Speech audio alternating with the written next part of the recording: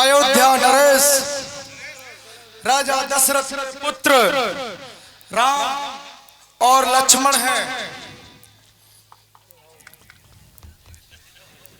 इनकी पत्नी का दंडक वन में किसी राक्षस ने हरण कर लिया है।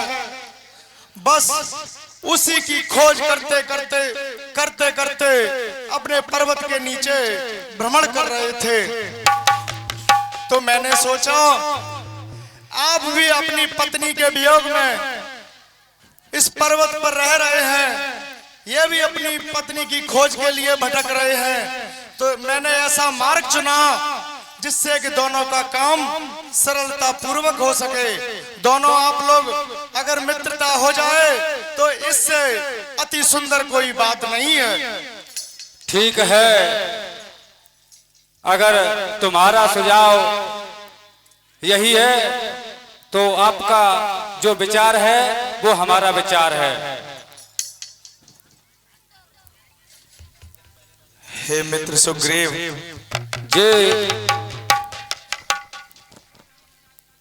आज से आप हमारे मित्र हैं भैया। बोल राजा रामचंद्र की जय।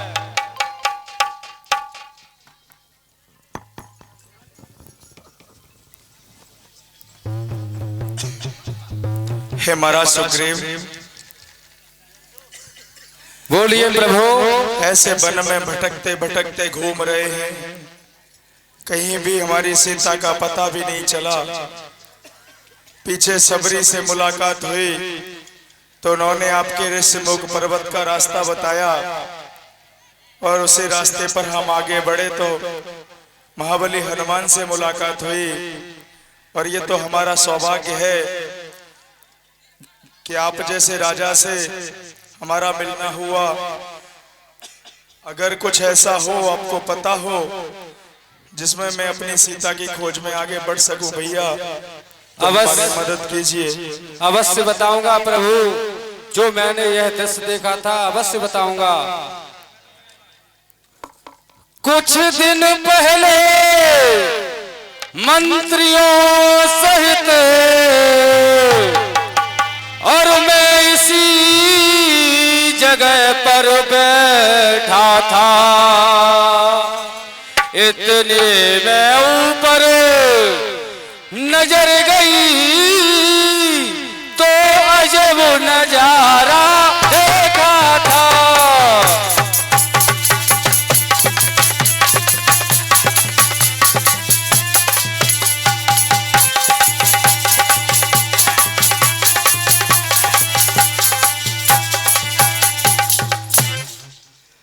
भारत की तरह विमान एक आवाजें कुछ रोने की थी, आवाजें कुछ रोने की थी। राक्षस के बस में पड़ी हुई शायद वो जनक नंदनी थी।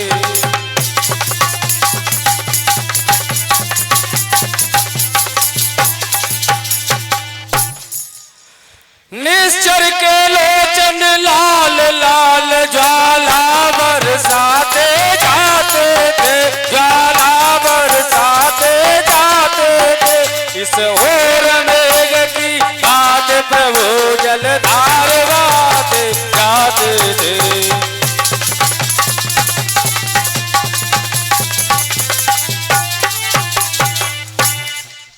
वह दृश्य अलौकिक करुणमयी, दृश्य मत हो सकता नहीं प्रभु, दृश्य मत हो सकता नहीं प्रभु। जब राम राम कहते कहते आभूषण फेंके यहाँ प्रभु।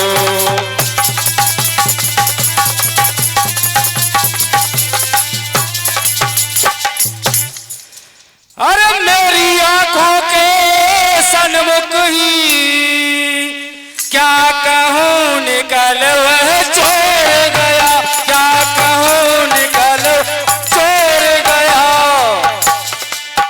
रह गए यहाँ कुंडलनु पर रथ सीधा दक्षिण ओर गया।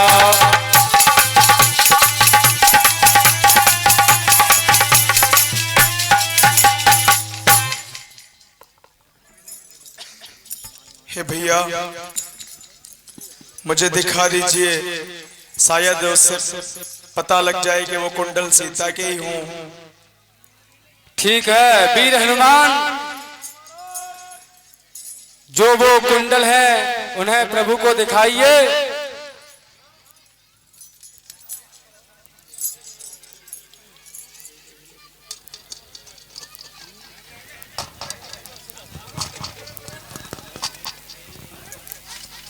हे लक्ष्मण,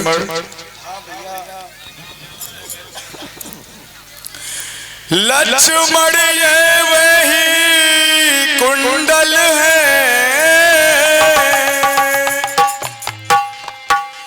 जो कभी कान में रहता था। मैं इसके दर्शन को आता अलग की कहता था। मैं इसके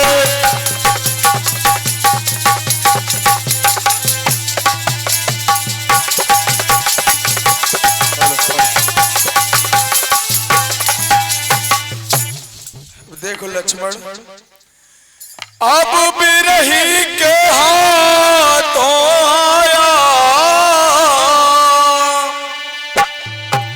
ये कुंडल भी बिरही होकर। मेरा तो जीवन और नीरस है, मैं भी जीता हूँ रो रो कर।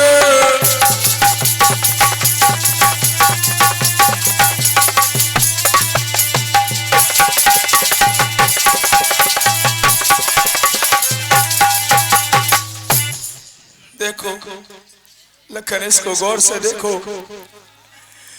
हे कुंडल तू मुझसे अच्छा है,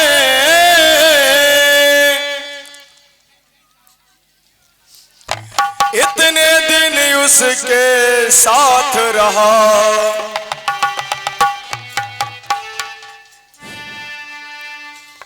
आ तुझको हृदय और लगा लूं मैं, सीता का तुझ पर हाथ रहा। तुझको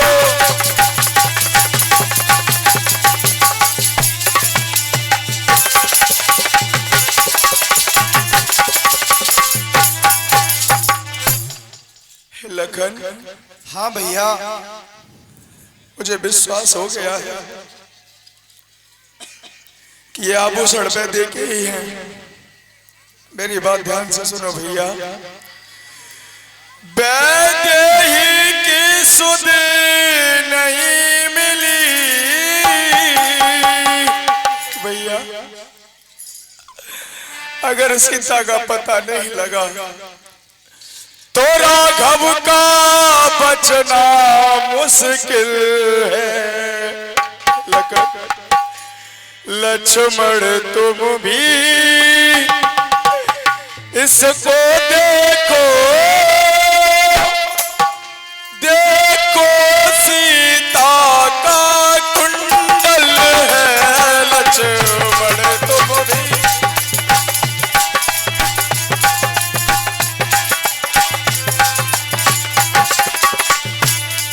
भैया गौर से देखो इसे और मेरी बात ध्यान से सुनो। वैदेही की सुध नहीं मिली तो राघव का जीना मुश्किल है।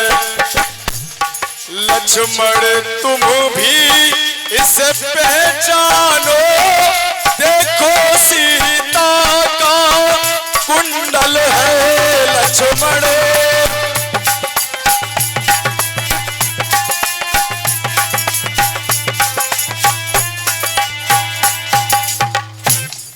भैया देखो इसे गौर से, ये हमारे सीता के कान में रहता था भैया। भैया मैंने तो चरण निहारे हैं, देखे माता के कान नहीं। मैं तो बिछियों का सेवक हूँ, कुंडल की कुछ पहचान नहीं। उस कुंडल वाली बधाई को इस भांत हरण करने वाले अब सावधान होकर सोना, आते हरण करने वाले सतवंती सीता की राह अब नाचेगी तेरे प्राणों पर। दक्षिण दिश को जाने वाली अब जाना मेरे प्राणों पर। हे भैया, अब चिंता की कोई बात नहीं है, क्योंकि हमारे मित्र सुग्रीव हमारे साथ हैं। हे मित्र सुग्रीव, जय प्रभु। मुझे ऐसा लगता है जब से हमारी आपकी मित्रता हुई है तब के आपसे चेहरे पे एक उदासी छाई हुई है भैया। हम जब से यहाँ पर आए हैं भैया, और तुमको उदास ही पाते हैं। चिंता में डूबा देख तुम्हें हम भी चिंतित हो जाते हैं। चिंता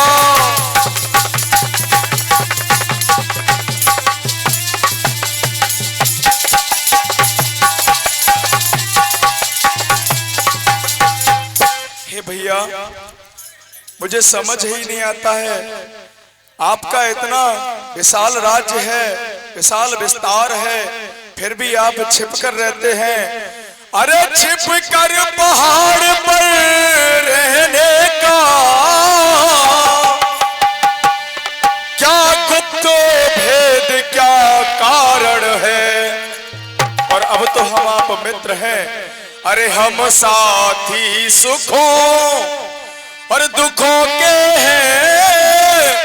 कह चलो तुम्हारा क्या प्रण है, हम साथी।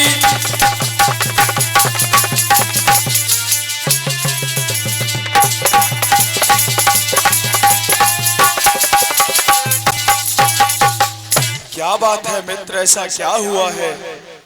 सब बताऊंगा प्रभु। एक बार का समय था जब हम और बाली राज्य करते थे। मैं उनसे छोटा था। समय व्यतीत होता गया। एक बार बाली को मैं दानव युद्ध के लिए ललकारा तो बाली को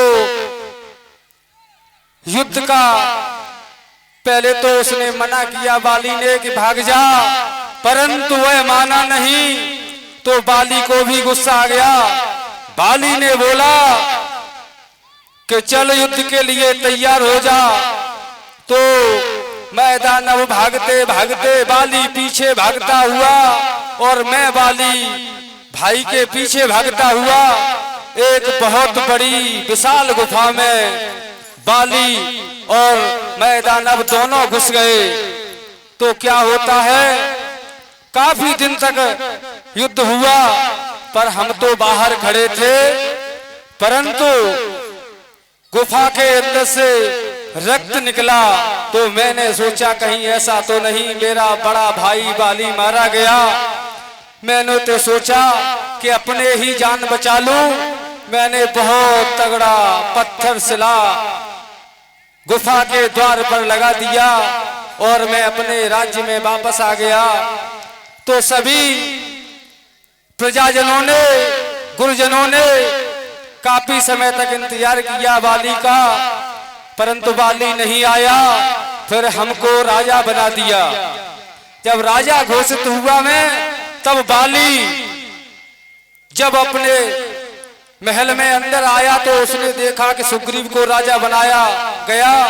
तो उसको बहुत ही गुस्सा आया और मुझे मार मार करके बाहर निकाल दिया और मेरी पत्नी भी छीन ली। मैं जिसके भय से गाय बना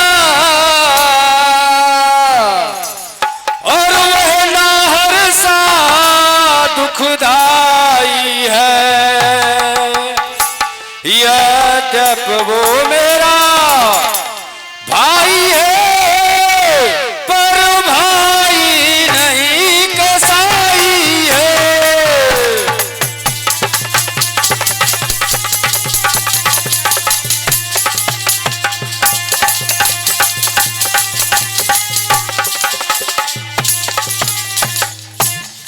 वो तो छोटी छोटी बातों पर बहुत ही तनासा लगता है हमें। उन छोटी छोटी बातों पर सर्वदा रहता है तना हुआ। ले लिया राज पत्नी छीनी, अब मेरा काल बोला बैठा।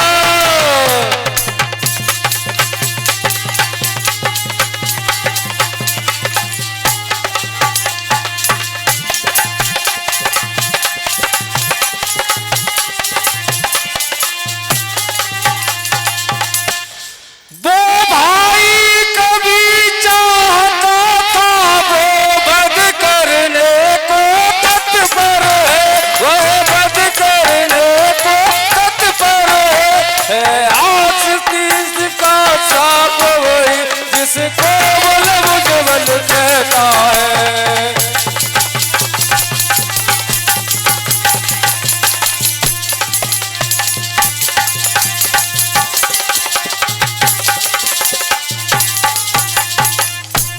उसके ही डर के कारण ही मेरे से मुख पर रहता हूँ, मेरे से मुख पर रहता हूँ। नहीं चाप बस यहाँ लिए, इसलिए यहाँ पर रहता हूँ।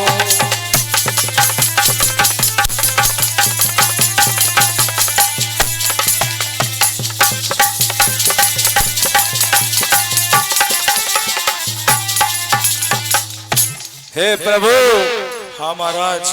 बड़े भाई बाली को इस पर्वत पे आने से श्राप लगा हुआ है, इसलिए वो नहीं आता, न तो ये सुग्रीव कब का खत्म हुआ होता। हे मित्र सुग्रीव, आप हमारे मित्र ही नहीं, आज मैं ये घोषणा करता हूं कि आप हमारे राजा भी हैं। क्योंकि मित्र सुग्रीव, आपने जो कथा सुनाई है उससे मेरे अंदर क्रोध की अग्नि उत्पन्न हो रही है भैया। बस अधिक नहीं सुन सकता मैं, और अब भुज को दंड तौलती है। और मुझे तो ऐसा लगता है भैया, अरे मालूम मुझे, और ये होता है उसके सिर मृत्यु बोलती है। मालूम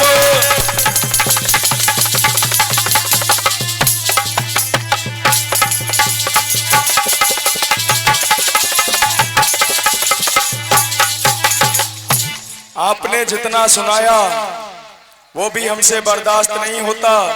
मैंने अपने क्रोध को अब तक शांत रखा है महाराज सुग्रीव। अरे पी चुके बहुत सोड़ित अपना,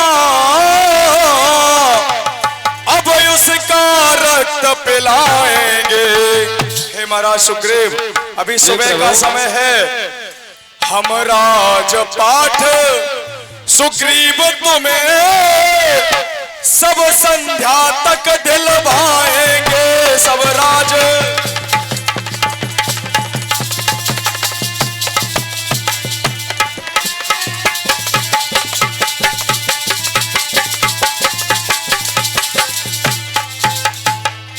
मैं रघुकुल के वंश का हूँ, दशरथ नंदन राम हूँ।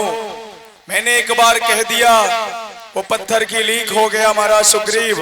मैं आपको वचन देता हूँ कि आज संध्या तक आपका सारा राज्य, आपकी पत्नी सब आपके पास होंगे। ठीक है, आप कह रहे हो, परंतु बाली को आप नहीं जानते हो, क्योंकि मैं बाली मेरा भाई है, मैं उसे भली बात जानता हूँ। बाली को ये श्राप लगा हुआ है कि उसके जो भी सम्मुख आएगा उसके शरीर का आधा बल बाली के अंदर जाएगा। इसलिए हमें तो बहुत ही बड़ी दुविधा है।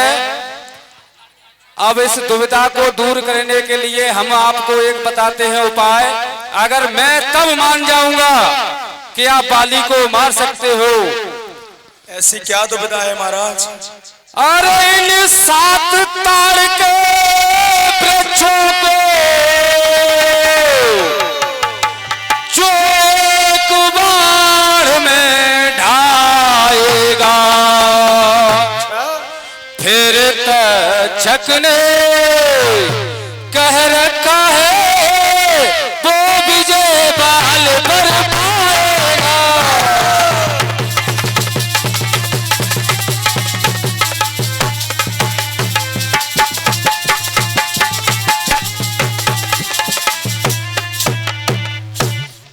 अगर आप इन 7 ताड़ के वृक्षों को एक बाण में अगर ढा दोगे तो मैं मान लूंगा कि बाली को आप अवश्य मार सकते हो, तभी हमें विश्वास होगा।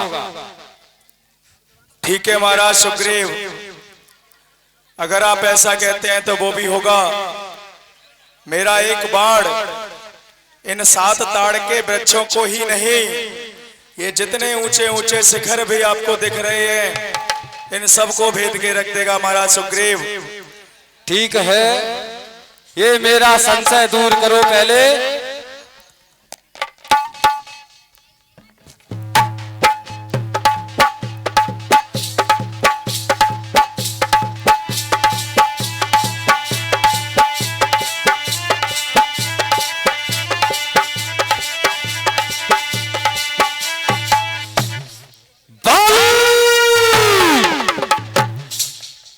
अब हमें विश्वास हुआ कि बाली तुम्हारा अंत निश्चित है।